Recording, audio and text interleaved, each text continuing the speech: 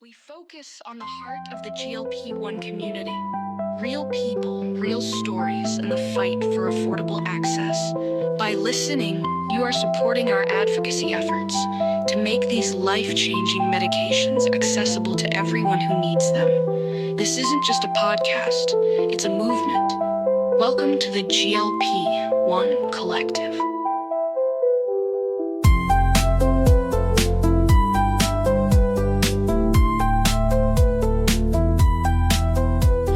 My name is Amanda Bonello. I am so excited to have the opportunity to introduce myself and explain what this podcast and the GLP-1 Collective are all about. About 2 months ago, I started a petition to fight for affordable access to GLP-1s. If you don't know what semaglutide or tirzepatide are, you might know them better by their brand names Ozempic, Wegovy, Zepbound, and Mounjaro. Most people associate these names with obesity and type 2 diabetes, along with all of the stereotypical implications of those diagnoses.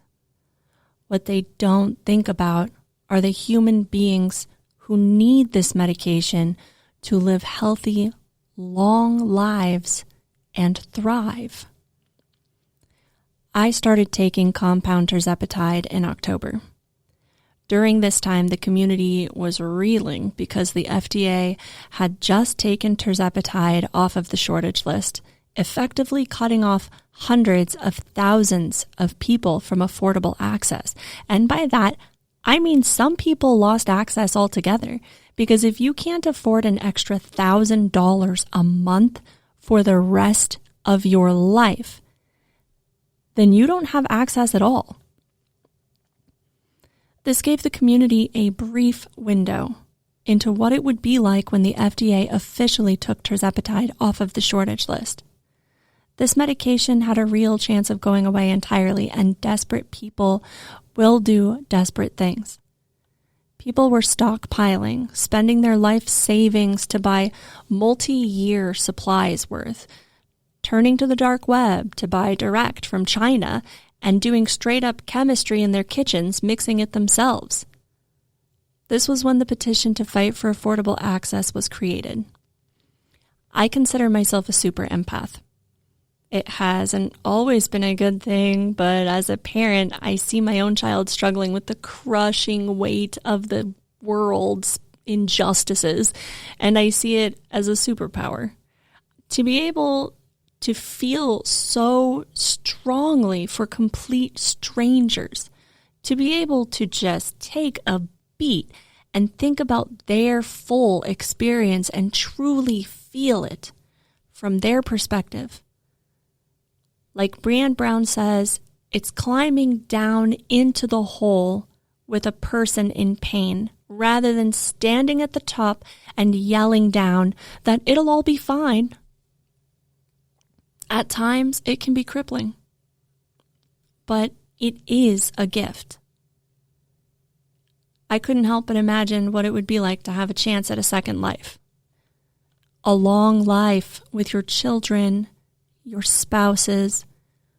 You couldn't comfortably walk, but now you can spread those wings and run. For so many, this medication was not just about health. It was about dignity, freedom, and truly living for the first time. The FDA had only taken tirzepatide off of the shortage list for a week. Fast forward to today, on December 19th, the FDA officially took tirzepatide off of the shortage list with more permanent implications. In 60 to 90 days, compound tirzepatide will no longer be an option, and compound semaglutide is very likely next. But this is not lost hope. This is all hands on deck. In just 1 month, we raised $2,000 to promote the petition, with over 15,000 signatures and 4 media mentions. I have been doing the best I can to reach out to members of Congress, news outlets, celebrity advocates, social media influencers, compounding pharmacies, and pharmacy alliance groups, my district representative, whose team recently got back to me. Thank you, Ashley Hinson. They're considering endorsing the petition right now, and I do hope to hear back from them soon. Throughout these advocacy efforts, I have run into a handful of naysayers with comments about how petitions don't work.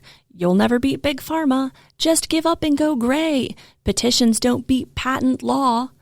To this I say, Congress is already at the forefront of this fight, holding investigative hearings and demanding transparent pricing practices. There is a bipartisan effort to address the affordability issues. The Obesity Action Coalition, individual compounding pharmacies, pharmacy alliance groups have all been making efforts as well. It's true.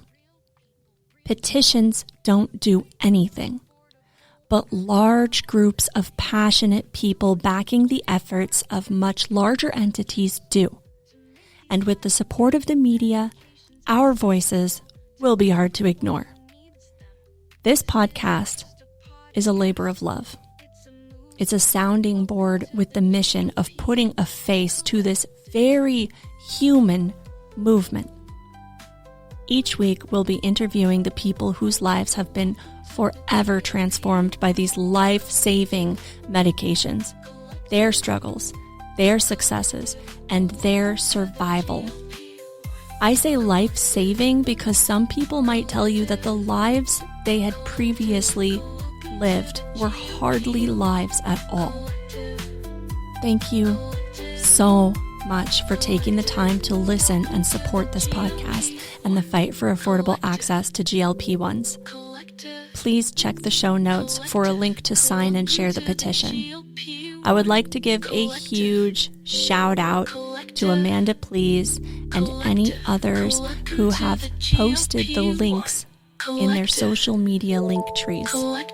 We could not get the word out fast enough without every single special individual hero who has helped spread the word along the way. Join the GLP-1 Collective each week for updates on our advocacy efforts and, most importantly, for the community stories and real connection. Together, we can make a difference.